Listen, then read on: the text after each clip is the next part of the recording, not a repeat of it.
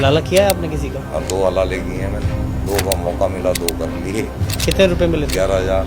Arab country के मुसलमान में और हिंदुस्तान के मुसलमान में क्या अंतर है? ये मुसलमान बनने की कोशिश करते हैं, उनका पजामा पहन के, मुझे साफ करके, सिर पर दाढ़ी पढ़ना लपेट के, पूरे अरबी अपने आप को बनने की कोशिश करते हैं, जबकि ये है नहीं। नमाज पढ़ने वाला मुसलमान थोड़ा ही होता है। और मैं समझ गया कि भाई कुरान अल्लाह की किताब नहीं है, क्योंकि मोहम्मद साहब का दिया हुआ जो कुरान है वो तो बकरी खा गई थी, तो नमाज कुरान के अंदर है ही नहीं लिखी। आप भी मानते कि सबके पूर्वज हिंदू हैं? हाँ है जी है। पेड़ पे किसको हमने चद्दर टांग दी, नीली लाल रंग की, हरे रंग की, और वही वहाँ पे ईंट सी गए, ऐसा कुछ ईंट से बना के उस पर जो है वहाँ कपड़ा रख दिया और गल्ला ला के रख दिया वहाँ पे। तो क्या मज़ारें ऐसी बनती हैं? सभी ऐसी बनती हैं। आप खुद सोच के बताओ कि इतने बड़े बड़े पीर मौलाना इस सड़कों पे आके मरेंगे, रेलवे ट्रैक पे आके मरेंगे। आपको जितनी मज़ारें दिखेंगी सड़कों पे, रेलवे ट्रैक पे, बिल्कुल ऐसी ऐसी, तो इनकी मौत वहाँ होती है आगे। आप सोचो ना। वो कहता भी है, लोगों को प्रेरित भी करता है इस तरह के मज़ार बनाने के लिए। क्या तनख्वाह देता है बैठने की बाकायदा। तो क्या मज़ार पे नहीं जाना चाहिए? किस लिए जा रहे हैं पता तो लगे कुछ, भाई किस लिए जा रहे हैं। क्या है जन्नत? ये लॉलीपॉप ऐसा दे रखा है ना मुल्लों ने बेहतरीन। मेरी घरवाली बड़ी चिढ़ती है, मैं उसको चिढ़ाता रहता हूँ, मगर जन्नती। हज की यात्रा बड़ी पवित्र मानी जाती है। वो मनवाई जा रही है, कहाँ माननी जाती नहीं, मनवाई जा रही है, क्योंकि सऊदी अरब को एक आदमी से 5 लाख रुपए की इनकम होती है। बुर्का प्रथा के आप खिलाफ हैं? हाँ बिल्कुल, पिछवाड़े लाल करने चाहिए ऐसे आदमियों के, ऐसे मुल्लाओं के, जब ये इस्लाम का हिस्सा भी नहीं है। जिहाद क्या है? जिहाद दीन को बढ़ाना जिहाद है। कब्जा कर लो मदरसों पे। नमस्कार, मैं हूं किशोर मलान। खबर इंडिया के स्टूडियो में आज हमारे खास मेहमान हैं ex Muslim Salim Ahmed Deobandi. Sir, बहुत बहुत स्वागत है आपका खबर इंडिया पर। सबसे पहले कि आज आपके नाम के आगे अगर एक परिचय में शब्द का प्रयोग किया गया एक्स मुस्लिम, अपने आप को आप एक्स मुस्लिम मानते हैं क्या? नहीं, एक्चुअली मैं एक्स मुस्लिम नहीं हूँ। एक्स मुस्लिम होने के लिए हमें पूरी प्रक्रिया से गुजरना पड़ता है। उसके लिए हमें जो है अपनी सारी मुस्लिम पहचान ख़त्म करनी पड़ती है, मुसलमानों से वास्ता मतलब ख़त्म करना पड़ता है, सभी कुछ छोड़ना पड़ता है, जो कि मुझे ज़रूरत नहीं है। मैं अपने परिवार के साथ ही हूँ, अपने समाज के साथ ही हूँ। जो कुछ गलत लिखा हुआ है इस्लाम के अंदर, क्यों ना उन्हीं को बता के उन्हीं को अपने जैसा कर दें, उनको छोड़ने की बजाय। वे जिसके साथ हम जुड़े हुए हैं, जिसकी हम रग रग को जानते हैं, उनके साथ रहने में तो ज़्यादा अच्छा लगेगा ना, ज़्यादा मज़ा आएगा ना। तो उन्हीं को ऐसा करें ना, ताकि वो खुद भी तरक्की पाएँ, खुद भी कुछ अच्छा सोचें। अभी क्या मदरसे मस्जिद है, ये हमें कुछ अच्छा सोचने नहीं देती, बचपन से ही घुसा देते हैं इसके अंदर हमारे को। चलो भाई पढ़ो अलिफ बा ता सा, और कोई फिर हमारी जो बेसिक पढ़ाई है वो हम कर नहीं पाते। फिर जब कुछ कर नहीं पाते, ऐसे ही जवान हो जाते हैं, उसके बाद कुछ रहता नहीं, तो कहीं पंचर लगा रहे हैं, कहीं बिरयानी की रेडी लगा रहे हैं, यही रह जाता है। फिर क्या देश के लिए करेगा आदमी, क्या अपने लिए करेगा। ये है। क्या आप इस्लाम को मानने वाले हैं? नहीं नहीं, मैं तो इस्लाम को दफा करो जी। ये कोई चीज़ है? इतना बेकार मजहब। अगर मजहब बनाओ तो ऐसा कि 4 लोग मिल के थूक के, ये कोई मजहब है? मजहब का मतलब होता है कि मानवता, एक दूसरे को सिखाना, एक दूसरे में प्यार बढ़ाना, एक दूसरे के अंदर आत्मीयता रखना। इसके अंदर तो कुछ भी नहीं है ना। काफिरों को ही मारते फिर रहे हैं, तो जो इस्लाम को नहीं मानता उसको, उससे लड़ो, उससे नफरत करो, उससे दोस्ती ना करो, ये कहाँ का इस्लाम है? धर्म तो ऐसा होना चाहिए ना जो सबके लिए एक हो, सबके लिए समान हो। अव्वल तो आज की तारीख में हमें ये इस टाइप के रिलीजन की ज़रूरत नहीं है। हमारे लिए कुदरत है, हम कुदरत का आनंद ले सकते हैं बिना किसी इस टाइप के धर्मों की वजह से। नहीं, आप धर्म मतलब वैसे एक है सनातन, वो अलग चीज़ है, लेकिन ये इस टाइप के जो रिलीजियस हैं जितने भी ये सामने हैं, ये बकवास है। आप सब सोच समझ के बोल रहे हैं? हाँ, इसमें क्या, अपना टाइम पूरा इसी में गुजार दिया मैंने। नहीं, ये बात मैंने इसलिए आपसे पूछी है कि आप उस देवबंद से आते हैं जहां पर इतना बोलने पर फतवा जारी हो जाता है। वो फतवे वाले उन्हीं के अंदर रहता हूँ जी मैं। जो फतवा निकाल लेंगे ना, यहीं जाके चाटे हो जा दूंगा देवबंद के अंदर ही। क्या इनका हक ही नहीं है ना, फतवा निकलना नहीं जाता, फतवा मांगने पे दिया जाता है। यानी कि अपने आप फतवा देने का क्या मतलब है? क्या चीज़ तुम अल्लाह में आओ जो अपना आप फतवा देते फिर रहे हो? ये फतवा मांगने की चीज़ है। यानी कि अगर हम कोई काम करना चाह रहे हैं और हम ये पूछना चाह रहे हैं किसी आलिम से क्या ये काम इस्लाम के नजरिए से सही है या गलत है, उस बारे में जो है मौलवी फतवे दे सकते हैं, उसको फतावा बोलते हैं कि हाँ भाई आप जो है इस्लाम के नजरिए से ये काम इस तरह से कर सकते हैं। यानी कि सिर्फ नॉलेज देने का काम है, फतवे निकालने का इनकी क्या मतलब है, इनका कोई मतलब ही नहीं बनता है। जो ये किसी को हमारे खिलाफ निकाल के दे दिखाएं, हम उसी टाइम रेल बनावेंगे ना, तू है क्या जो तू फतवा निकाल देगा किसी के लिए, है क्या चीज? आप जब तो इस्लाम ही नहीं कहता नहीं, आप फतवा। तो स्वयं देवबंदी है ना। हाँ हाँ आप स्वयं देवबंदी हैं और देवबंद सबसे बड़ा गढ़ माना जाता है देवबंदियों का। हाँ हाँ। तो फिर उस पर यकीन क्यों नहीं है, उसके फतवे पर? यकीन, फतवा देवबंदी ये मुल्लों के फतवे से थोड़ा ही इस्लाम चलता है, इस्लाम अलग है जी। ये तो मुल्लों का इस्लाम है, जो देवबंदी चल रहे हैं ना, ये मुल्लों का अपना अलग से इस्लाम है। सही इस्लाम क्या है फिर? सही इस्लाम तो जो, हालांकि वो भी सही नहीं है, लेकिन जो सही इस्लाम है वो कुरान है। जी। और कुरान के अंदर ही आप इतनी चीजें देख लोगे कि आज पता लग जाएगा कि इसकी जरूरत इस टाइम है नहीं है दुनिया के अंदर। ये जो मुल्ले फतावे दे दे के नई नई नई बातें निकाल के लाते हैं ना, कि ये भी हराम है, ये भी बुरा है, ये भी फलाना है, ये भी डिमका है, ये सब अपनी तरफ से करते हैं और अपनी ऐसो आराम उसी फतवे के पीछे करते हैं। लोगों के सामने फतवा रख देते हैं और खुद वही काम करते हैं, मजे लेते हैं पूरे। इस्लाम की जो किताब है कुरान, क्या उसमें कहीं फतवे का कोई जिक्र नहीं है क्या? नहीं नहीं, फतवा ऐसा नहीं है। फतवे का जिक्र मतलब ये है कि अगर तुम्हें कोई नॉलेज है इस्लाम के बारे में और कोई तुमसे जानकारी मांग रहा है कि भाई ये काम इस्लाम के अनुसार है कि इस्लाम के खिलाफ है, तो तुम उसको बता सकते हो कि भाई ये अनुसार है या खिलाफ है। फतवे का यही मतलब है, इसके अलावा और कुछ नहीं।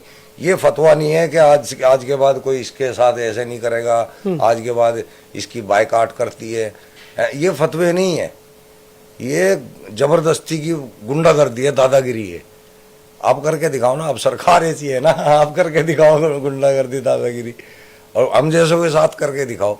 अनजान जिनको पता नहीं होता, इस्लाम की जानकारी नहीं होती, उसके खिलाफ निकाल देंगे फतवा, उसको चोर कह देंगे, चोर बिरादरी का चोर बना देते हैं उसको, कि फिर उससे कोई बिरादरी वाला रिश्ता नहीं रखेगा, कोई मतलब नहीं रखेगा, शादी ब्याह में नहीं बुलाएंगे, मतलब उसको चोर बोल देते हैं।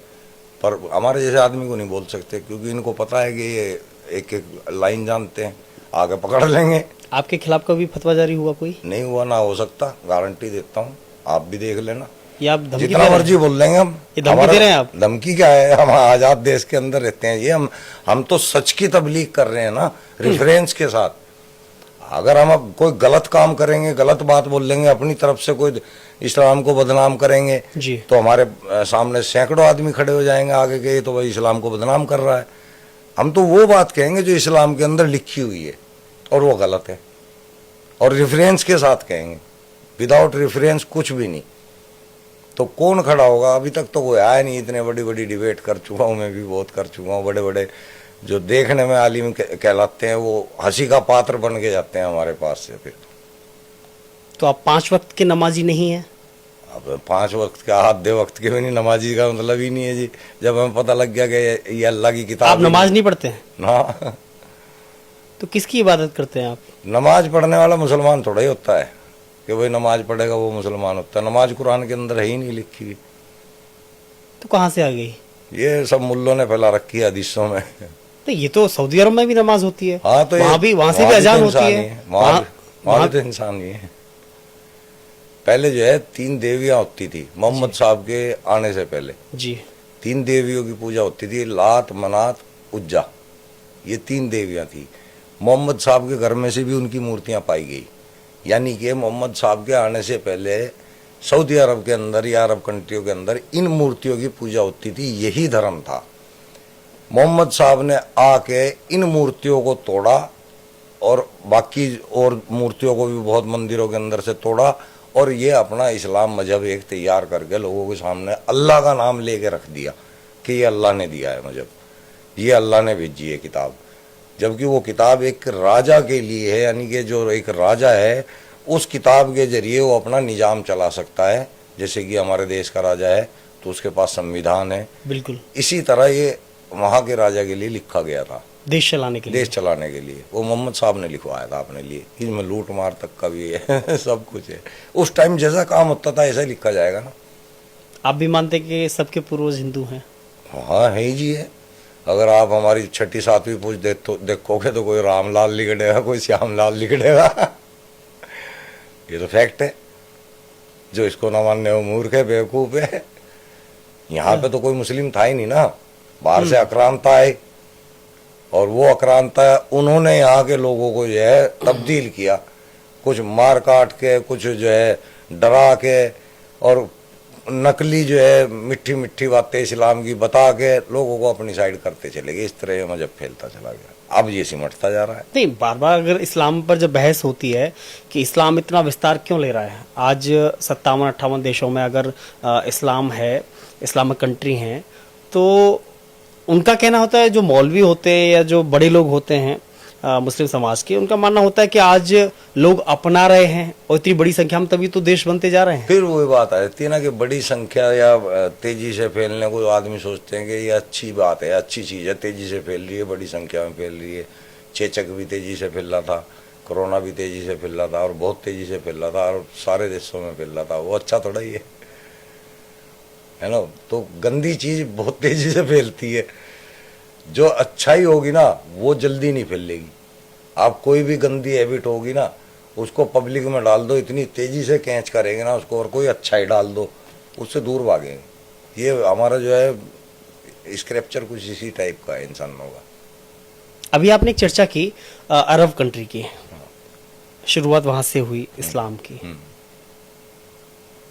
अरब कंट्री के मुसलमान में और हिंदुस्तान के मुसलमान में क्या अंतर है? हिंदुस्तान का तो मुसलमान है ही नहीं मुसलमान। आप किसी भी सऊदी अरब का भी इंटरव्यू में किसी कोई फंस जाए आपको सऊदी का आदमी, उससे पूछना कि भाई क्या इंडिया पाकिस्तान के लोग मुसलमान हैं, तो वो यही कहेगा कि नहीं, ये लोग मुसलमान नहीं है, ये मुसलमान बनने की कोशिश करते हैं। ऊंचा पजामा पहन के, मुझे साफ करके, सिर पे दाढ़ी पढ़ना लपेट के, पूरे अरबी अपना आप को बनने की कोशिश करते हैं, जबकि ये है नहीं। अरब का मुसलमान इनको मुसलमान नहीं मानता और ये बच्चे बच्चे को पता है, अखबारों तक में आ चुका है। सऊदी अरब के जो अखबार है उनमें भी ये निकल चुका है, प्रिंस ने अपनी मुंह से कह दिया है। और भी आती रहती है बात, वहाँ के लोग भी जो यहाँ के लोग वहाँ पे गए हुए हैं वो भी सुनते हैं, उन्हें भी ये बात आती है उनके सामने भी कि हाँ भाई वाकई में ये लोग हमें मुसलमान नहीं मानते, और हैं भी नहीं, क्योंकि कुरान केवल अरब लोगों के लिए लिखा गया था। कुरान के अंदर ये हदीसों के अंदर भी है, कुरान के अंदर भी है कि हमने इसको अरबी जुबान के अंदर इसलिए नाजिल किया ताकि तुम लोग इसको समझ सको और इस निजाम को चलाओ। तो ये तो औरों के लिए है ही नहीं ना, ये अरबी लोगों के लिए है। आपने कुरान पढ़ी है? हाँ, पढ़ के यहाँ तक पहुंचे हैं, नहीं तो कौन आने दे रहा अब तक। तब रेल बना देते, मार मार के भूत बना देते मौलवी मेरा। क्या पढ़ाई की आपने इस्लाम की? मैं पहले तो हाफिजा तो बचपन में हो गया था हमारा, मतलब ना चाहते हुए भी हो गया था। मैं स्कूल में जिसमें था, आज़ाद स्कूल का नाम आज़ाद है उसका, शामली का, और सुलेमान हमारे टीचर होते थे, और वो इतने तकड़े रिलीजियस थे कि उन्होंने कुरान को स्कूल के अंदर प्राथमिकता दे रखी थी जी। यानी कि जो बच्चा दाखिल होगा कुरान तो उसको सीखना ही पड़ेगा जी। तो ना चाहते हुए भी कुरान तो वहाँ पे सीख लिया था, हिफ्ज हो गया था। उसके बाद फिर शादी के बाद सोचा रोजी रोटी के हिसाब से, मैंने कहा चलो कुछ इसको बढ़ाते हैं, पढ़ाई करते हैं। थे तो मुसलमान ही, मैंने कहा चलो मौलवियत करते हैं, फिर कहीं देखेंगे कुछ अपना काम काज फंस जाएगा ऐसा ही कोई।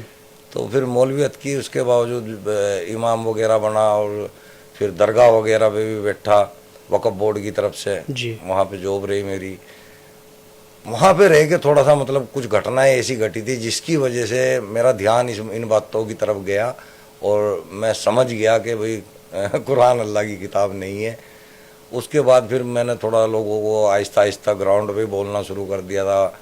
वहाँ फिर वक़्फ़ बोर्ड तक भी ये बात चली गई, फिर उन्होंने मुझे हटा दिया। तो मेरा दिल तो वैसे ही नहीं था, हट तो मैं अंदर से ही चुका था इन चीज़ों से जी। फिर मैं कहा भाई काम धंधा तो करना पड़ेगा। फिर मैं लोनी अपने परिवार के बीच आया, वहाँ पे आगे फिर मैंने दुकान खोल ली और तब से बस काम कर रहा हूँ। और फेसबुक के ज़रिए, उस टाइम फेसबुक चला ही था जब मैं भी वहाँ पे अकाउंट बना के मैं अपना अल्लाह मियाँ के बारे में लिखने लगा, तब से लेके चल रहा है। अब लोगों ने, टीवी वालों ने पकड़ लिया, चैनल वाले पकड़ रहे हैं, खुद का भी चैनल बना लिया है, सलीम वास्तिक के नाम से चैनल है मेरा यूट्यूब जी।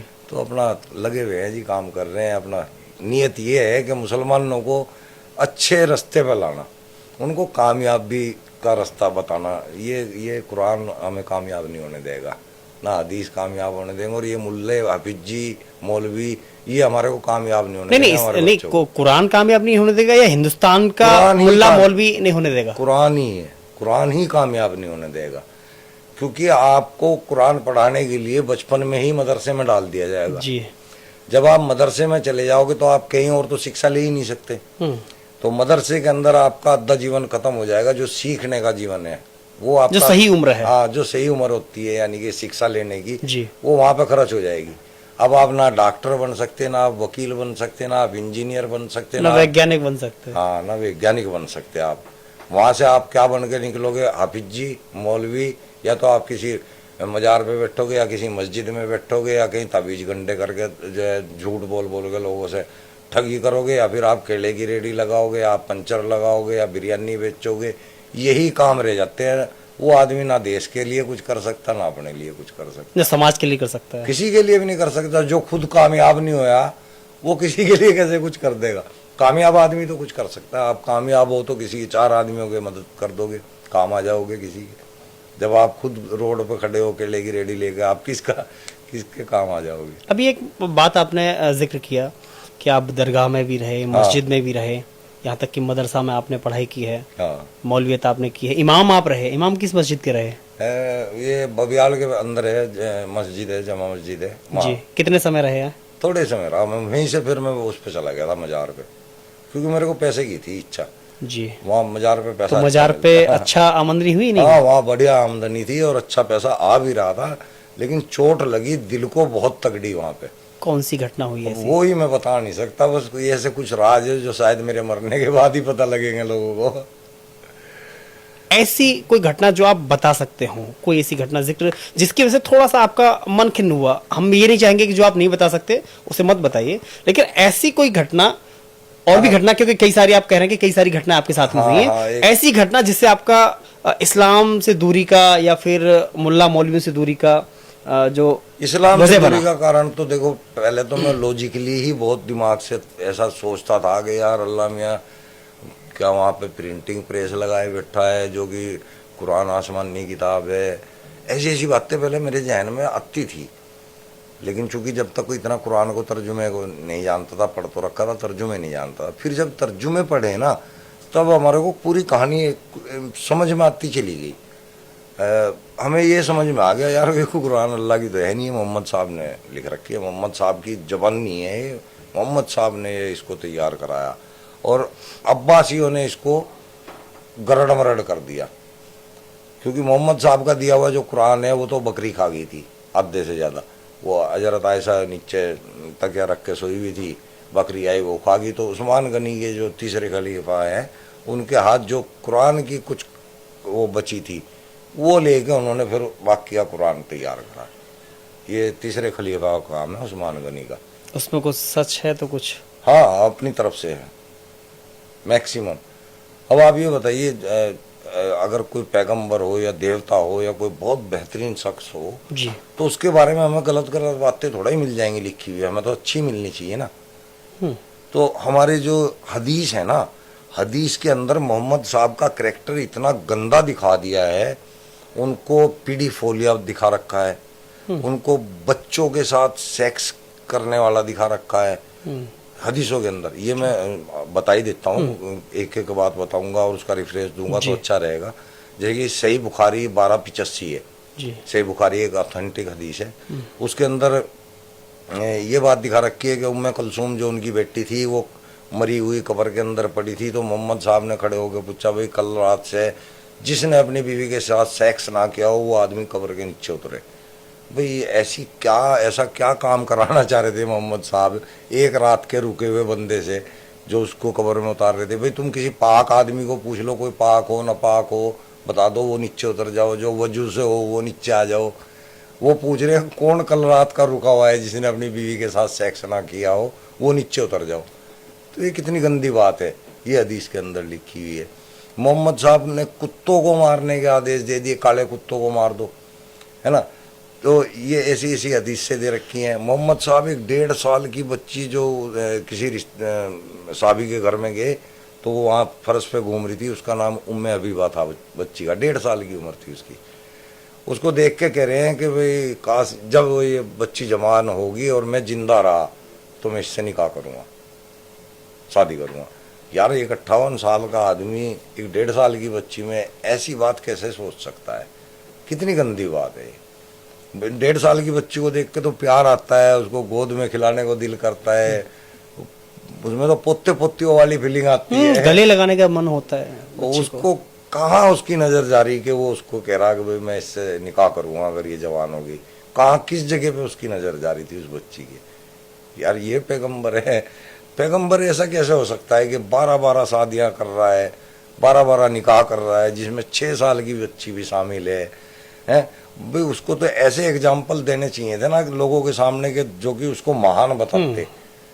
तो ये 12 शादियां कैसे महान है? फिर वो रखेले भी रखी हुई हैं, मारिया अल किब्तिया, रिहाना, और भाई खुद अपने बेटे की बहू से निकाह कर लिया, जो पैगंबर साहब ने। हाँ पैगंबर साहब ने, जो उनका मुंह बोला बेटा था जैद बिन हारिस, उसका कुरान सूरह अल-अहज़ाब 33 की 37 में जिक्र है। जी। तो वो वहाँ पे उनकी अपनी बहू से निकाह कर रहे हैं। निकाह नहीं किया, सॉरी, निकाह के 2 मायने हैं, एक सेक्स है और एक शादी। जी। तो शादी नहीं की लेकिन सेक्स कर रहे हैं उसके साथ, तो वो भी रखेल। तो ये कैसे अच्छे काम है? मतलब इसको कैसे हम एक पैगंबर मान सकते हैं? मैं भी थोड़ा सा मैं उस बात पर जाऊंगा थोड़ा सा इससे, हालांकि आपने रेफरेंस दिया है।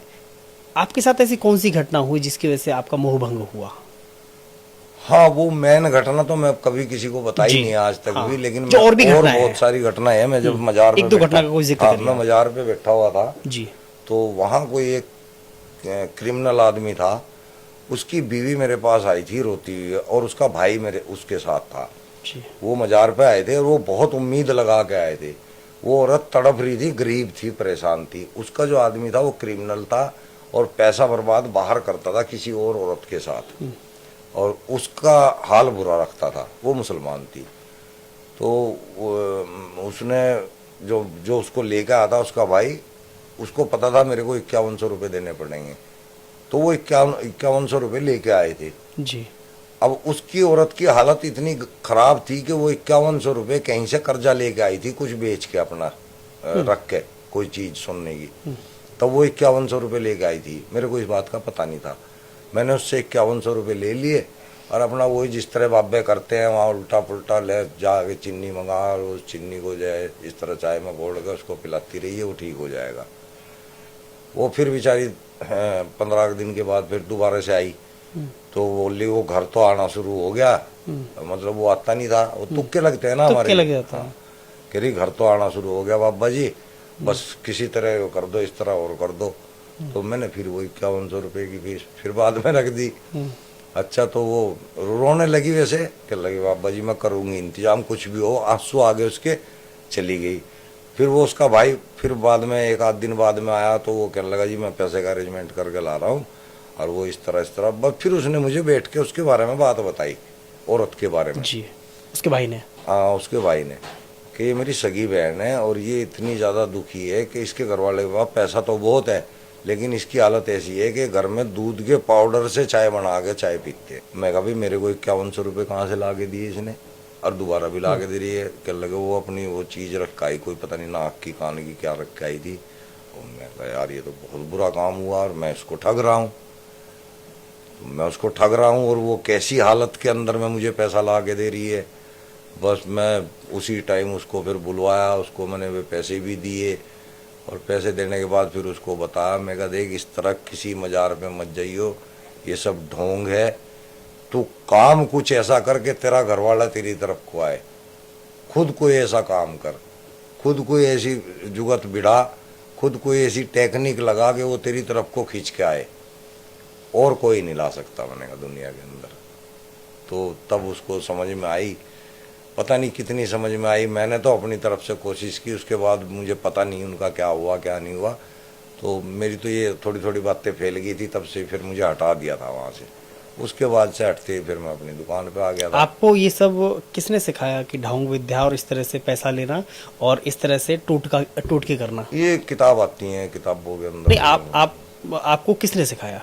नहीं, मुझे तो, मैं तो चूंकि जब मौलवियत कर चुका था तो इसमें सब कुछ आदमी खुद ही सीख लेता है और एक मेरे बहनोई भी थे, शान मोहम्मद जो नाम है, वो वजीफे वगैरह खींचते थे, तो उनसे भी मैंने काफ़ी कुछ सीखा हुआ था। वो बहुत ज़्यादा रिलीजियस थे और वो उनकी डेथ हो चुकी है, इंतकाल हो चुका है जी।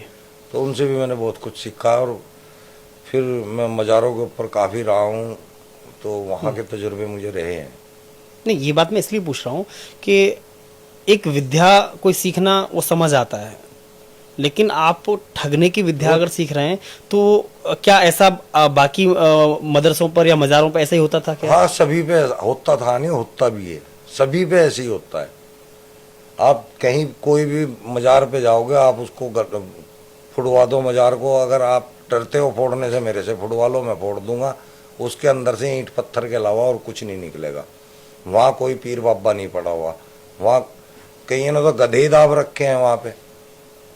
कहाँ की बात कर रहे हैं आप? हर जगह मज़ारों की बात कर रहा हूँ। आपको क्या गारंटी है कि उसके अंदर कोई आदमी दफन है? मैंने कई मज़ार खुद अपने बनाए हैं, जो कि आज वहाँ पे गल्ला रखा हुआ है, जो कि मैं पेड़ के नीचे मज़ार बना के आया था। अब वहाँ पे गल्ला भी रखा हुआ है, बढ़िया कमाई हो रही है। वहाँ बाबा बैठ गया जाके एक, मैं उसको बोल रहा, मैं गया था बीच में, मैं कहा ये मैंने बनाई थी, मैंने कहा उसको बता रहा, मैं कहा ये ईंटें मैंने रखी थी यहाँ पे ला के। चूँकि वो पेड़ इतना शानदार था ना, रात को भयानक सा पेड़ है, और रोड के ऊपर पूरा रोड घेर रखा है इसने। मैं निकलता, बाइक से निकल रहा था, मैंने देखा, मैं यार लोकेशन बड़ी शानदार है। तो मैंने वहाँ, मेरा एक राजा था अंटाले का, खेलन मालन का, वो दोस्त था मेरा, चिल्ला था मेरा। मैं कहा भाई यहाँ जुगत बिठाओ, यहाँ सेटिंग बनाओ। उसने कहा कि ले अभी बना देते हैं। पेड़ पे बिस्सों हमने चद्दर टांग दी, नीली लाल रंग की, हरे रंग की, और भाई वहाँ पे ईंट सी गए, ऐसे कुछ ईंट से बना के उस पर जो है वहाँ कपड़ा रख दिया और गल्ला ला के रख दिया वहाँ पे, और चाबी डाल दी अपनी जेब में, और वो साथ तेरे पैसे से वहाँ आने शुरू हो गए। ट्रक वाले आते हैं, वहाँ फेंकते जाते हैं।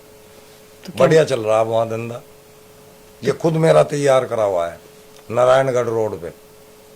तो क्या मज़ारें ऐसी ही बनती हैं? सभी ऐसी बनती हैं। क्या इससे तो बताओ आप, तो आप खुद सोच के बताओ कि इतने बड़े बड़े पीर मौलाना इस सड़कों पे आके मरेंगे, रेलवे ट्रैक पे आके मरेंगे। आपको जितनी मज़ारें दिखेंगी सड़कों पे या रेलवे ट्रैक पे, बिल्कुल ऐसी ऐसी, तो इनकी मौत वहाँ होती है आगे। आप सोचो ना, ये तो लॉजिक भी लगा सकता है आदमी के, यार वो साला यहाँ स्टेशन पे आके मरा था क्या, कि अभी रेलवे सरकार, ट्रैक पे आके मरा था क्या। अगर अभी सरकार उसे हटाने की बात करे तो बवाल हो जाएगा। हाँ, तो ये दुकान, अगले की दुकान आप छेड़ोगे, उसकी दुकानदारी छेड़ोगे तो वो बवाल तो करेगा ही। उनकी तो रोजी रोटी है ना ये। बहुत से लोग तो अपनी जमीन खरीद के उस पर मज़ार बना देते हैं, खुद की जमीन खरीद के बना देते हैं। अभी टीवी पे हमारी पीछे डिबेट हुई थी, वो पंजाब का एक शेर सिंह नाम का बंदा, खादिम बैठा हुआ है, वो बना के उसने अपनी कई 1000 गज जमीन है, वो उसके अंदर मज़ार बना रखा, वो लाखों रुपए कमा रहा है, वहाँ मजे कर रहा है। हमने उसकी धज्जियाँ उड़ाई है न्यूज नेशन टीवी के ऊपर। ऐसे धंधे चल रहे हैं। क्या इस संबंध में किसी के द्वारा कोई गाइडलाइन जारी होती है किसी मस्जिद से या गाइडलाइन किसी तो नहीं है कि नहीं आप वहाँ पे ऐसी जगह पे मज़ार बनाइए, या ये हमारे वक्फ बोर्ड करता है। जी ये वक्फ बोर्ड का काम है। कैसे?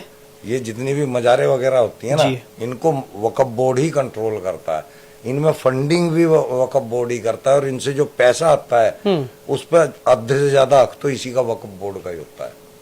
वो कहता भी है, लोगों को प्रेरित भी करता है इस तरह के मज़ार बनाने के प्रेरित लिए। क्या, तनख्वाह देता है बैठने की बाकायदा। प्रेरित क्या करना, तनख्वाह देते हैं वो तो बाकायदा। वो धंधा बना रखा है उन्होंने, उसका प्रचार करते हैं। ये बाबा ऐसे है, यहाँ की राख मशहूर है, कहीं का पानी मशहूर बता देंगे, कहीं का कुछ मशहूर, कहीं कोड़े ही बजवा दें, भाई यहाँ कोड़े खाओ और ठीक हो जाओगे। ऐसे धंधे फैला रखे। मैंने भी जाके 2 सांप चिपकाए थे जब मैं एक मज़ार पे गया था। जिस दिन 2 सांप चिपकाए मैंने वहाँ पे, दुनिया आ गई वहाँ तो। अब उनको क्या पता ये सांप कैसे पड़े यहाँ पे, वो हिल ही नहीं सकते थे। वहाँ मैंने चिपका रखे थे, 500-500 रुपए के शामली में मिल जाते हैं सांप। तो क्या मज़ार पे नहीं जाना चाहिए? किस लिए जा रहे हैं, पता तो लगे कुछ भाई किस लिए जा रहे हैं।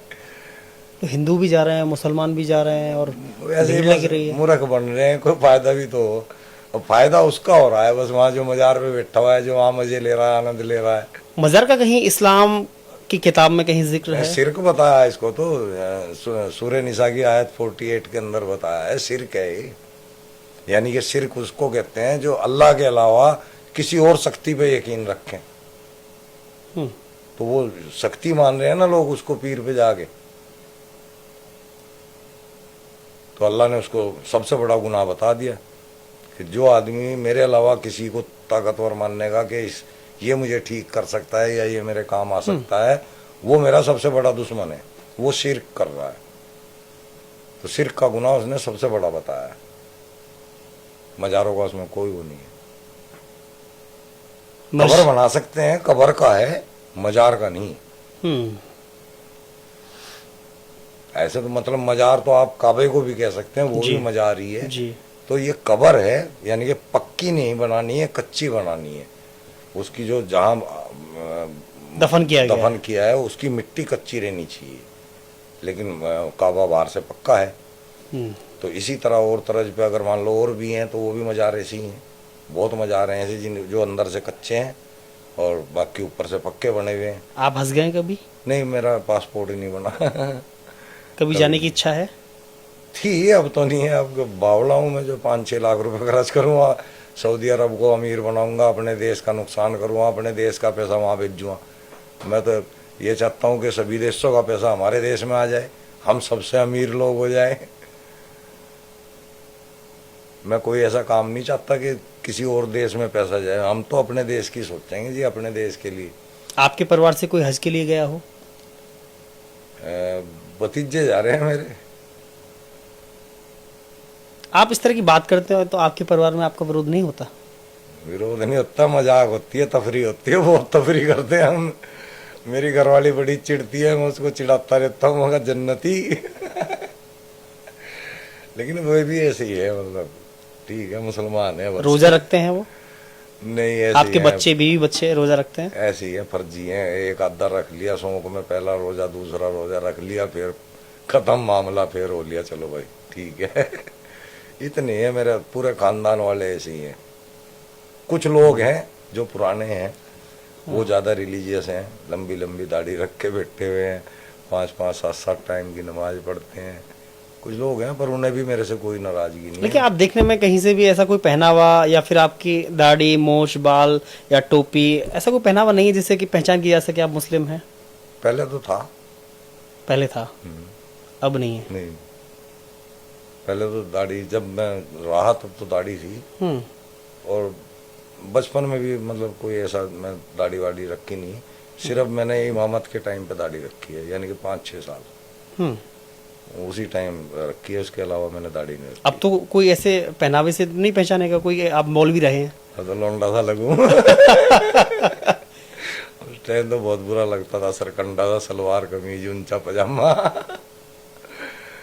लेकिन खतना तो आपका भी हुआ है। हाँ, बताओ, जो चीज जिस टाइम हमारे कोई जोर नहीं चल रहा था उस टाइम क्या कर सकते थे। अब तो मेरा बस चलता है, तो मेरा पोता होएगा, मैं उसकी भी ना होने दूं। खतना नहीं होने देंगे? अब मैं तो कोशिश ही करूँगा कि क्यों करवा रहे हो, लेकिन अकेले की चलेगी नहीं, क्योंकि बाकी परिवार जो है रिलीजियस है। समझा ही सकते हैं, लड़ना बेकार है। हाँ। लड़ना बेकार है। बाकी खतना का कोई ऐसा मुझे लगता भी नहीं कि भाई इतना बड़ा मैटर नहीं है, और खतना से मुसलमान का संबंध भी नहीं है, क्योंकि कुरान के अंदर खतना नहीं है। एक अभी बीच में अभी आपकी जुबान से एक शब्द निकला, जन्नत, हाँ। जो आपने अभी अपने बेगम के लिए इस्तेमाल किया। बहुत बार इसका जिक्र होता है, और खास तौर पे चाहे वो शिक्षित हो या अशिक्षित हो, रेडी वाला हो, पटरी वाला हो, मतलब मुसलमान कोई भी हो, वो जन्नत का ख्वाब देखता है। क्या है जन्नत? क्या है जन्नत? ये लॉलीपॉप ऐसा दे रखा है ना मुल्लों ने, बेहतरीन, अच्छे इसमें फंसे हुए हैं, अच्छे फंसे हुए हैं। जन्नत में शहद की नदियां मिलेंगी, जन्नत में अल्लाह तुम्हें अपने हाथों से शराब पिलाएगा।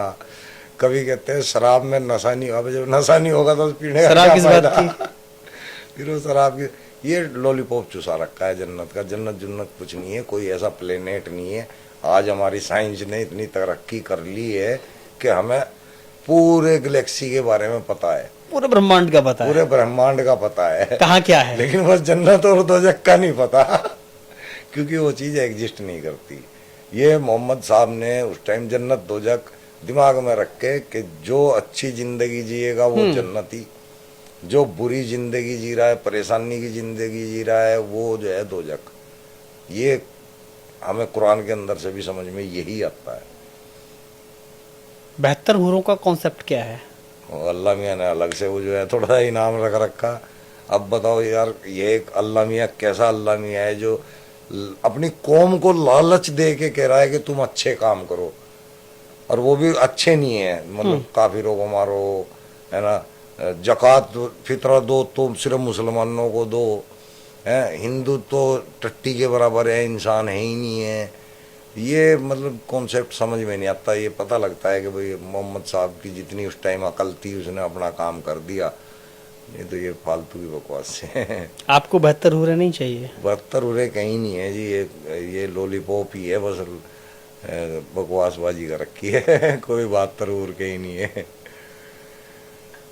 अल्लाह मियाँ पे और कुछ नहीं सूझा। तो उन्होंने देखा उस टाइम जो है अरब के अंदर सेक्स का ज़्यादा था, तो वहाँ पे इस चीज़ को नेमत मानते थे बस, तो 72 हुर्रे दे दी। अल्लाह मियाँ को 72 से ज़्यादा गिनती नहीं आती थी, ज़्यादातर 70 माओ से ज़्यादा प्यार करता है। 70-72 की गिनती आती है उसको। एक दिन 70 साल का होगा, 70 गुना तुम्हारे को सवाब देगा, 70 माओ से ज़्यादा प्यार करने वाला है, 7-7 आसमान है, मतलब 7-70 की गिनती आती है। इसके अलावा 7 का अंक 786। 786 ऐसे ऐसे है लोग। हमारे इस्लाम को बहुत बुरा ढसार दिया है, अब ज्यादा ढसार दिया है। जो आज के मौलवी आ रहे हैं ना, ये और इसको ढसारते जा रहे हैं, बिल्कुल ही खत्म होता है। जो सही इस्लाम है वो नहीं आ रहा है। सही इस्लाम पे तो कोई है ही नहीं ना, हिंदुस्तान का मुसलमान कोई, शायद अरब के अंदर कोई तो हो, मैं तो कह नहीं सकता। नहीं, सही इस्लाम नहीं आ रहा है या इस्लाम ही सही नहीं है? ये दोनों ही बात सही है जो आपने कही ना। एक तो सही इस्लाम नहीं आ रहा है, यानी कि जो कुरान का इस्लाम है वो इस्लाम मुसलमानों में है ही नहीं है। हाँ। अब ये बात करते हैं क्या कुरान का इस्लाम सही है? कुरान का इस्लाम बिल्कुल भी नहीं सही है। वो हम लोगों को पता है, वो आम लोगों को नहीं पता है। वो केवल जो इस्लाम को छोड़ चुके हैं, पढ़ के समझ के, उनको पता है।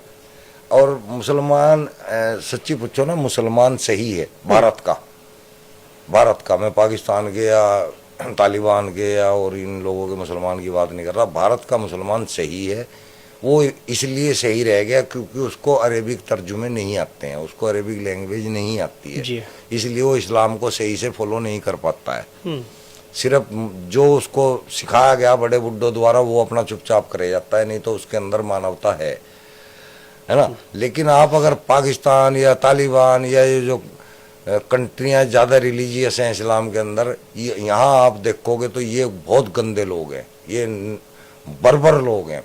कह सकते नहीं, आप देख रहे हैं, आप तो न्यूज़ चैनल चलाते हैं तो आप खुद ज़्यादा देखते हैं, वहाँ की खबरें आप लोगों तक आती है, किस तरह मार काट करते हैं, किस तरह रिलीजियस के नाम पर। हाँ,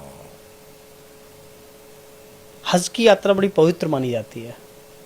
वो मनवाई जा रही है, माननी जाती नहीं, मनवाई जा रही है, क्योंकि सऊदी अरब को एक आदमी से 5 लाख रुपए की इनकम होती है एक हज में। तो वो तो जानबूझ के ऐसे प्रचार करेगा कि लोग वहाँ पे आए आस्था के नाम पर। हाँ, जबरदस्ती आस्था बिठा रहा है ना वो लोग। अब तो खैर प्रिंस ने तो कम कर दिया, खत्म करने लग रहा है। और यहाँ के पागल लोग अभी भी इस बात को समझ नहीं रहे कि भाई जब वो वहाँ का राजा हो के वहाँ इस्लाम ख़त्म कर रहा है तो तुम काहे को मुसलमान बनते फिर रहे हो। वो खुद ख़त्म कर रहा है, कुरान के खिलाफ काम कर रहा है सारे। उसने जो है बुर्का ख़त्म करवा दिया, तो नकाब का हुक्म है, उसके खिलाफ चला गया। उसने शराब वहाँ पे स्टार्ट कर दी। शराब इस्लाम के अंदर हराम है, बिल्कुल कुरान के अंदर हराम है। सूरह निसा की आयत है उसके अंदर हराम है, लेकिन उसने वहाँ ओपन करा दिया। कुरान के अंदर म्यूजिक हराम है, डांस करना हराम है, गाने गाना हराम है, उसने वहाँ पे सब कुछ चालू करा दिया। सिनेमा हॉल चालू करा दिए, वहाँ पे जुआ खेलना हराम है कुरान के अंदर, है ना। उसने वहाँ जुए घर बना दिए हैं। औरत का मतलब बिल्कुल बिंदास कर दिया वहाँ उसने सबको लोगों को। पिछले 1 साल 2 साल की हम बात करें तो एक विवादित कई सारे वीडियोस सोशल मीडिया पर आए जो कि हज यात्रा से आए, जहां पर इतनी पवित्र जगह पर मुस्लिम महिलाओं के साथ में जो बदतमीजियां हुई हैं, जो अभद्रता हुई है, जो अश्लीलता हुई है, के अंदर ही इस्लाम नहीं है, यानी कि वो खुद भी इस्लाम को एक्सेप्ट नहीं कर रहे हैं। और इस्लाम के अंदर औरत की इज्जत है भी नहीं है। औरत को तो एक खेती बता दिया गया है इस्लाम के अंदर। औरत की ना तो औकात इस जमीन पे है और ना ही औरत की औकात आखिरत के अंदर अल्लाह ने बयान की है कोई। वहाँ पे भी औरत को सिर्फ जो है अपने आदमी के लिए जो 72 उरे मिलेंगी उनकी टाइमिंग फिक्स करनी है औरत को, उनकी सरदार बनेगी वो, उसके अलावा उसका जन्नत में कोई काम नहीं है। और यहाँ पे भी जब तक रहेगी अब पर्दे के अंदर रहेगी, अपने आदमी की इजाज़त के बगैर कहीं जा नहीं सकती, आ नहीं सकती, बेटी होगी तो बिना इजाज़त के कुछ कर नहीं सकती, सुंदर कपड़े नहीं पहन के बाहर घूम सकती, है ना, बिना पर्दे के बाहर नहीं निकल सकती, अपनी मर्जी से शादी नहीं कर सकती, हक ही नहीं है। गवाही उनकी आधी बता दी है, औकात उनकी आधी बता दी है। तो कह रहे हैं हम इतना सम्मान देते हैं कि उसकी आंखें भी नजर ना आए, कहाँ किसी सम्मान देते को हैं? बुर्का और पर्दा इतना रखा जाता ये है। सम्मान है कि मतलब मैं आपको कह दूं कि भाई आप जो है अपना सब कुछ ढक के जाना, यहाँ कोई आपको लड़की पकड़ ना ले, ये कोई सम्मान है? सम्मान तो है जा तैयार हो के निकल के जा, मुझे गर्व है तेरे पे कि तू मेरे साथ रहेगी। बुर्का प्रथा के आप खिलाफ हैं? हाँ बिल्कुल हूँ, हलाला के बहुत तगड़ा खिलाफ हूँ। हलाला किया है आपने किसी का? हाँ 2 हलाले किए हैं मैंने, जब मजार पे था 2 हलाले किए हैं, 2 का मौका मिला 2 कर लिए। कितने रुपए मिले थे? 11,000। एक से या दोनों से? एक से 11,000। हाँ, लगातार ही किए थे मैंने, कोई 2-3 महीने के अंदर। ये फीस थी आपकी? हाँ उस टाइम तो मैं ज्यादा समझ रहा था इस फीस को। हलाला के नाम पर दूसरी महिला के साथ में संबंध बनाने में आपको नहीं शर्म की नहीं, शर्म नहीं आई? नहीं, इसमें कोई शर्म की बात नहीं, ये तो हमारे इस्लाम के अंदर है ना। कुरान 230 सूरह बकरा की 230 नंबर आए थे, वहाँ पे इसका जिक्र है हलाला करने का। तो उसी का प्रोसेस हमने पूरा किया है, तो हमने तो एक रिलीजियस काम किया है उस टाइम। अगर आज आपको हलाला करने के लिए बोला जाए, करेंगे आप? आज मैं उल्टा हो जाऊंगा, मना कर दूंगा और ये कहूंगा कि बेटे तू क्यों इस धंधे में पड़ रही है, जहाँ अपना अगर घर वाले के साथ रहना है रह, किसी इस्लाम को मत मान। तलाक साले ने दे दी, कोई बात नहीं, गलती से निकल गई उसके मुंह से निकल जाने, जाके उसके साथ रहे, कोई समस्या नहीं है। हाँ और क्या समस्या है, कुछ भी नहीं है। देखिए इसी तीन तलाक पर जब कानून बनाती है सरकार, तो पूरे देश में मतलब उसका विरोध होता है। खास तौर पर असदुद्दीन ओवैसी मुस्लिम पर्सनल लॉ बोर्ड जैसे विरोध करते हैं। ये गलत करते हैं ना। 3 तलाक का क्या मतलब बनता है भाई? तो अगर किसी ने मान लो तलाक दे भी दिया और उनका आपस में दोबारा से दिल कर रहा है रहने का, तो तुम उसके सामने इतनी भयंकर शर्त क्यों रख रहे हो? दूसरे के सामने तुम उसकी बीवी को गिरवा रहे हो। इच्छा हो या ना हो फिर उसको जाना ही पड़ेगा। ये औरत को भी तुम जो है दागदार कर रहे हो, एक औरत को भी। और फिर कह रहे हो महिलाओं का सम्मान हम। फिर तुम कह रहे हो कि हम महिलाओं का सम्मान करते हैं। ये काहे का सम्मान है भाई? अगर बंदे ने गलती कर दी है, बंदे ने तलाक दे दी है, तो उसका चबूतरा चौड़ा करवाओ ना, औरत का क्यों करवा रहे हो? सरकार ने 3 तलाक कानून बना के ठीक किया। हाँ बिल्कुल बेहतरीन चीज की है, हम तो सपोर्ट करते हैं। जो भी काम अच्छा होगा उसको सपोर्ट करना चाहिए। और इससे कोई भी मुसलमान औरत खड़ी होकर बता दो कि अच्छी बात है कि नहीं है। खिलाफ अगर बोलेगी तो इसका मतलब वो बेवकूफ औरत है, क्योंकि 3 तलाक का मसला औरत के ही फायदे का है। सही बात है भाई। आदमी तो 2 मिनट में कह देता है तलाक तलाक तलाक।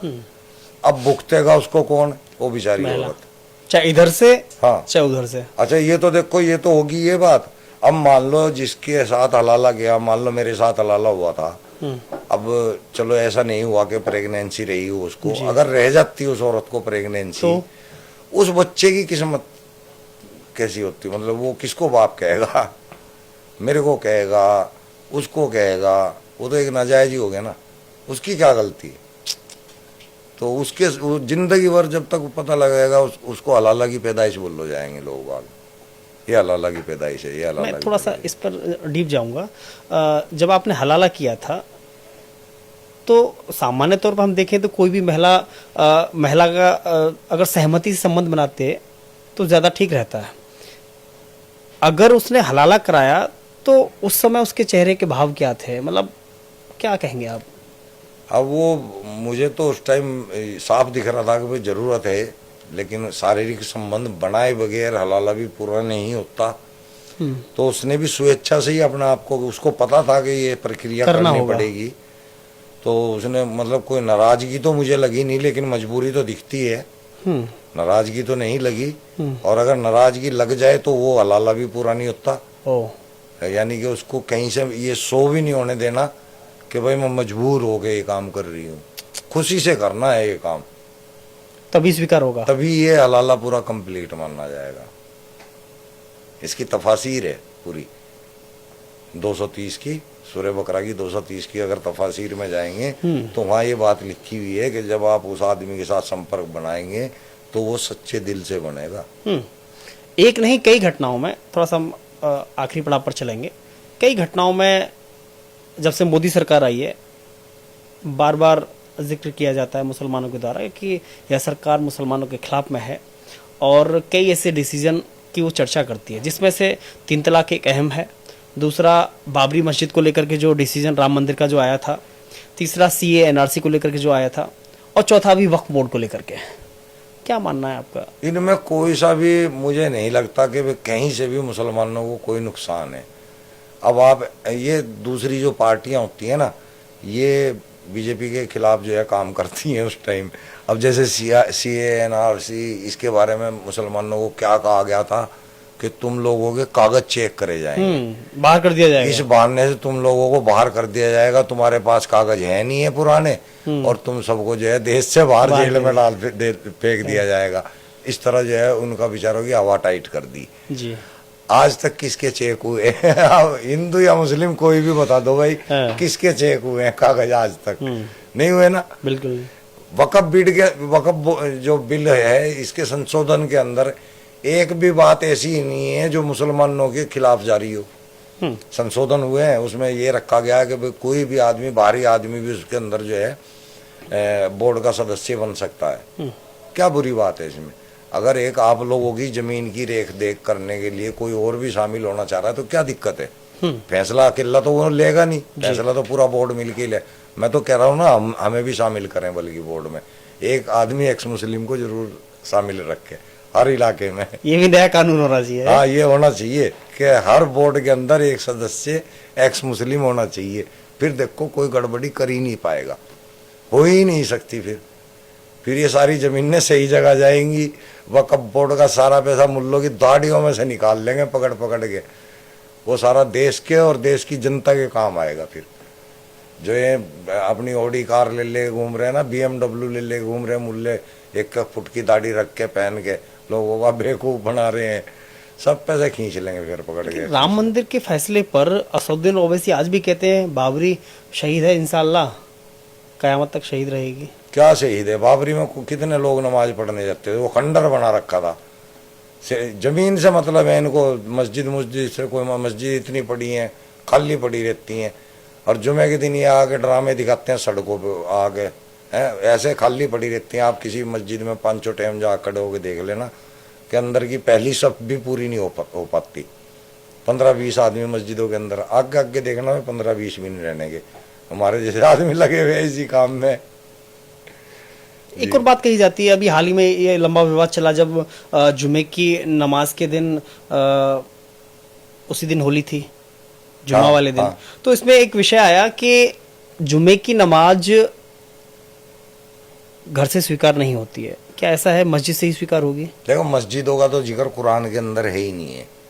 आप किसी भी इदारे, जितने भी ये इदारे हैं ना, ये इदारे मदरसे को बोलते हैं, ये यहीं से मस्जिदों का फैलाव हुआ है। नहीं तो मस्जिदों का जिक्र कुरान के अंदर है ही नहीं है। किसी भी जगह आप इकट्ठे होकर जमात के साथ नमाज पढ़ सकते हैं, जरूर नहीं मस्जिद में की नहीं, मस्जिद का तो जिक्र ही नहीं है कि तुम मस्जिदें बनाओ, उसके ऊपर लाउड स्पीकर लगाओ, वहां से तुम अजाने दो, वहां तुम पब्लिक को बुलाओ, ऐसा ही नहीं है। आप किसी भी जगह साफ जगह पे कपड़ा डाल के नमाज पढ़ सकते हैं इकट्ठे होके। ये जो नमाज है ना, ये मैं उनके लिए बता रहा हूँ जो नमाज पढ़ते हैं जी। हमें तो ये पता है कि नमाज का जिक्र कुरान के अंदर है ही नहीं है, ना नमाज का है ना मस्जिद का है, सलात का जिक्र है। सलात मुसलमान जो है नमाज को सलात समझता है, सलात नमाज नहीं है। वो क्या होता है? सलात एक पूरे निजाम को, प्रक्रिया को कहा गया, पूरे कुरान के अंदर जो शिक्षा लिखी हुई है ना, उस पे कायम रहने को सलात कहा गया है कि ये इबादत है। हमें अपने जीवन के अंदर रोजाना ये 2 टाइम सलात पे ध्यान देना है, सुबह और शाम। एक सुबह और एक शाम, 2 टाइम की सलात का हुक्म है। और सलात कायम करना उसको कहते हैं जैसे कि मेडिटेशन करना, जी। जैसे कि ध्यान मग्न होना, अपने दिन के बारे में, शुरुआत करने के बारे में सोचना सुबह की नमाज में, और शाम को हमने पूरे दिन क्या क्या किया है उसके बारे में क्या सोचना। गलत हुआ, क्या सही हुआ। हाँ, ये सलात है। सुबह भी जो कहते हैं ना, सलातु खैरुल मिनन नौम, नमाज ये बोल रहे हैं नमाज नींद से बेहतर है, हम बोलते हैं कि सलात नींद से बेहतर है ना। ये नाम बदल दिया इन्होंने, सलात नींद से बेहतर है। क्या कहते हैं हम, क्यों कहते हैं कि आओ अब दिन शुरू हो गया और बढ़िया टाइम से अपने जीवन की शुरुआत करो, ये है सलात। लेकिन लाउड स्पीकर को लेकर के तो यूपी में बहुत सारा विवाद हुआ, और जब योगी आदित्यनाथ जी ने एक आदेश पारित किया कि तेज आवाज में लाउड स्पीकर नहीं बजेंगे, और अगर अतिरिक्त लाउड स्पीकर हैं तो उनको उतरवाया जाएगा। जब ये एक्शन हुआ और जब लाउड स्पीकर उतारे गए या जो ज्यादा आवाज दे रहे थे उनको कम वॉल्यूम कम किया गया, तो इस पर भी विवाद हुआ। तो लाउड स्पीकर का क्या? लाउड स्पीकर, अब ये बात हो जाती है कि भाई तू रेफरेंस क्यों नहीं बता, मुझे अब इस वक्त वो रेफरेंस याद नहीं है। सही बुखारी की ही हदीस है, उसके अंदर ये हराम है माइक, यानी कि लाउड स्पीकर। हाँ, ये म्यूजिक सिस्टम है जी। तो म्यूजिक हराम है, आप इसको लगा ही नहीं सकते। आप डायरेक्ट अजान अपनी जब खुद की आवाज से दीवार पे या किसी ऊंची जगह पे खड़े होके ऊंची आवाज में अजान दे सकते जहां तक जा सके, जहां तक जा सके। इसके ऊपर माइक के ऊपर देने को नहीं है, ये म्यूजिक सिस्टम है। म्यूजिक तो वैसे ही हराम है। यहाँ तो जैसे ही 5 बजे बांसुरी चारों भी हराम है, अगर हम बांसुरी भी बजाते हैं वो भी हराम है। तो ये तो इससे साउंड ही तो आ रही है ना। जी। देखिए यहाँ तो अगर 5 बज गए घड़ी के अजान देनी है तो पूरे इलाके में शोरगुल हो जाता है। हाँ, वो अपना डंका पीटने के चक्कर में करते हैं कि भाई लोगों को ज्यादा से ज्यादा हम ये दिखा दें कि भाई हाँ हमारे में दम है, हम जो है इस तरह चिंखेंगे इसके ऊपर, माइकों के ऊपर। मैं तो कह रहा हूँ पिछवाड़े लाल करने चाहिए ऐसे आदमियों के, ऐसे मुल्लाओं के, जब ये इस्लाम का हिस्सा भी नहीं है और तुम इसको जबरदस्ती है। भाई वहाँ पे जरूरी थोड़ा ही सारे तुम ही हो, और भी लोग हैं, उनका भी ध्यान रखो, उनको दिक्कत होती है ना। तुम्हारा घर किसी मंदिर के आस पास हो जाए, वहां से जब आरती आती है तुम्हारे को भी तंगी होती है ना जी। तो तुम भी तो दूसरों की देखो ना कि वो उनको भी अगर तुम्हें चलो माइक लगा भी लिए, इस्लाम को तो तुम मानते ही नहीं वैसे ही, माइक लगा भी लिए तो उनकी आवाज इतनी मध्यम कर लो ताकि सिर्फ घरों तक आवाज चली जाए। जिसने पढ़ना है वो टाइम देखता रहता है जी। जिसने नमाज पढ़नी है समय बजाएगा। हाँ, वो समय को देखता रहता है, हल्की सी आवाज भी उसको आ जाएगी। समय निश्चित होता है नमाज का। हाँ जी। तो ये किसी तो मस्जिद में। पागलपंती है, इसको तो हटवाना चाहिए हर किसी को, सभी पे। मैं तो कह रहा हूँ हर जगह से, मंदिरों पे से भी, सब पे से हटाओ। नहीं, उस समय भी डिस्टर्ब हुआ था करते कि चाहे वो मंदिर हो मस्जिद हो जहाँ ज्यादा लगे हुए या उनका लाउड स्पीकर ज्यादा है और मतलब आवाज ज्यादा है तो कम कराइए। किसी जरूरी सूचना के लिए इस्तेमाल होनी चाहिए ये चीज, ठीक है। बहुत जरूरी। अभी एक विषय चल रहा है, मुद्दा जो गरमाया हुआ है, वक्फ बोर्ड। क्या मानते हैं, वक्फ बोर्ड से मुसलमानों को क्या मिला आज तक? ये तो मैं आपसे पूछना चाहता हूँ कि भाई मुसलमानों को क्या, किसी को भी, देश को भी एक फायदा बता दो वक्फ बोर्ड से कि ये फायदा है। एक तथ्य मैं आपके सामने रखना चाहता हूँ। हिंदुस्तान में तीसरे नंबर की जमीन सबसे ज्यादा वक्फ बोर्ड के पास है। एग्री। ओके, लेकिन नमाज होगी तो सड़क पर हो रही है आज हिंदुस्तान में। अगर झुग्गी झोपड़ियां अवैध रूप से मुसलमानों लगाई हैं तो वो रोड पर हैं, सड़कों के किनारे हैं, अवैध जगह पर हैं। आज मजारें सबसे ज्यादा हैं तो वो सड़कों के किनारे हैं या अवैध जगह पर हैं। सबसे ज्यादा मस्जिदें आज तोड़ी जो जा रही हैं, चाहे यूपी की बात हो, उत्तराखंड की बात हो, दिल्ली की बात हो, रोड के किनारे या फिर अवैध स्थानों पर हैं। जमीन सबसे ज्यादा वक्फ बोर्ड के पास, और जितने मदरसा हो, ईदगाह हो, मस्जिद हो या मजार हो या फिर नमाज पढ़ने की बात हो, सब रोड पर हो रहे हैं। मेरे भाई मुसलमानों, इसको समझ लो, ये वक्फ बोर्ड किसी मुसलमान के काम का नहीं है। ये देखो, कब्रिस्तानों की जमीन ने तुम्हारी, मस्जिदों की जमीन ने तुम्हारी, मदरसों की जमीन ने तुम्हारी, वक्फ बोर्ड का क्या मतलब है उस पर कब्जा करने का? और वक्फ बोर्ड इन मस्जिदों, जितनी भी ये इतनी जगह, करोड़ों अरबों रुपए की जगह है, कितने गरीब मुसलमान हैं जो धक्के खाते फिर रहे हैं। भाई साहब ने अभी बताया कि भाई रहने को घर नहीं है उनके पास। कभी किसी वक्फ बोर्ड वालों ने किसी गरीब को घर दिया? किसी गरीब के घर जो है 2 टाइम का अनाज भिजवाया, किसी गरीब को 10 रुपए से मदद की है, वक्फ बोर्ड कभी नहीं करता जी। कोई भी ऐसा मानवता का काम, ये केवल फंड जितना भी आता है, बड़े बड़े जो ये मुफ्ती हैं इसके और जो इसको बोलते हैं मुतवल्लियों के पास पैसा जाता है, वो ऐश कर रहे हैं, मौज कर रहे हैं। आप जितने भी बोर्ड मेंबर हैं सबको देख लो, सारे ऐश कर रहे हैं। और किसी मुसलमान को इसका एक रत्ती भर भी फायदा नहीं, और मुसलमान फौरन इनके पीछे चल देंगे बीड़ी इकट्ठी करके। वक्फ बोर्ड वाले ऐलान करेंगे आ जाओ जंतर मंतर पे, साले ऊंचे पजामे ठा के वहां पहुंच जाएंगे डेढ़ देसी। अबे ये भी तो सोचो कि वक्फ बोर्ड तुम्हारे लिए कर क्या रहा है, उसका काम क्या है? छीनो ना इनसे अपनी जमीन, इनसे अपनी संपत्ति छीनो। जितना पैसा वक्फ बोर्ड के पास है, मुसलमान का बच्चा बच्चा अमीर हो जाएगा। मैं तो मुसलमानों के फायदे की बात कर रहा, हिंदुओं का तो यहाँ कोई नाम भी नहीं है। कर दो काम, इस काम को पकड़ लो, वक्फ बोर्ड को घेर दो, इसको इनको हर आदमी जितने भी मुसलमान है बेघर, चढ़ जाओ छाती पे को, ये जमीन हमारी है, हमारे बाप दादा की, छोड़ दो, लेके हटो। जितना पैसा वक्फ बोर्ड के पास है छीन लो सारे मुसलमान, ये सब तुम्हारा हक है, ले लो। ठीक है। अब मैं एक सवाल पर आता हूँ, जो कि आप उत्तर प्रदेश से आते हैं, यूपी के मुखिया योगी आदित्यनाथ हैं। जब से उनकी सरकार आई है तब से बार बार 2-3 चीज़ों पर फोकस करके ये कहा जाता है कि योगी सरकार मुसलमानों के खिलाफ है। चाहे वो बुलडोजर नीति की बात हो, चाहे वो अतीक एनकाउंटर की बात, अतीक की जो हत्या हुई, और चाहे वो आपके मुख्तार अंसारी की बात हो। बहुत सारे एनकाउंटर हुए हैं अपराधियों के, या पत्थरबाजों पर कार्रवाई की बात हो, सार्वजनिक पोस्टर लगाने की बात हो। कहा जाता है कि योगी आदित्यनाथ मुसलमानों के खिलाफ फैसले लेते हैं और मुसलमानों के विरुद्ध हैं। चाहे वो नवरात्रि में मीट की शॉप बंद करने की बात हो। क्या मानते हैं आप, योगी को मुसलमानों के खिलाफ मानते हैं, या फिर जो उन्होंने एक्शन लिए जो मानते हैं ना खिलाफ, उनको मैं उन्हीं से बात कहना चाहता हूँ। मुख्तार अंसारी का रिकॉर्ड देख लो, वो 1 नंबर का क्रिमिनल था, बहुत भयंकर क्रिमिनल। इसी तरह ये दूसरा जो आपने बताया अतीक, इसका आप रिकॉर्ड देख लो, ये सरगना था जी। ये जितने भी एनकाउंटर हुए हैं ना, ये बुरे आदमियों के हुए हैं। और ये लोग मुसलमानों के अंदर बैठ के अपने आप को, यानी कि उनका कुछ लोगों का भला करके अपना आप को क्राइम से सेफ रख रहे थे, बचना चाह रहे थे। ऐसा थोड़ा ही होगा भाई, जो क्रिमिनल होगा उसको तो सजा मिलेगी मिलेगी। और ये मुसलमानों के अंदर हेड बने हुए थे, और उस हेड बनने के पीछे अपने 100 बुरे काम निकाल, रहनुमा बने हुए थे। हाँ, रहनुमा बन के 100 अपने बुरे काम निकाल रहे थे। तो ये तो बकवास बात है। और ऐसा हमने तो योगी जी को कोई देखा नहीं है कि भाई मुस्लिमों के खिलाफ कोई काम ऐसा किया हो। उनके उत्तर प्रदेश के अंदर में ज्यादातर मुस्लिम ही हैं जी, और मजे कर रहे हैं। हाँ, गुंडों का जरूर बोलती बंद हो रही है। जो गुंडे हैं ना, और जो इकट्ठे होकर अपना आपको बदमाश बनते हैं, ज्यादातर मुस्लिम है, ज्यादातर मुस्लिम ही है। तो उन्हीं का इलाज होएगा। अगर हिंदू होते तो उनका करता अगला।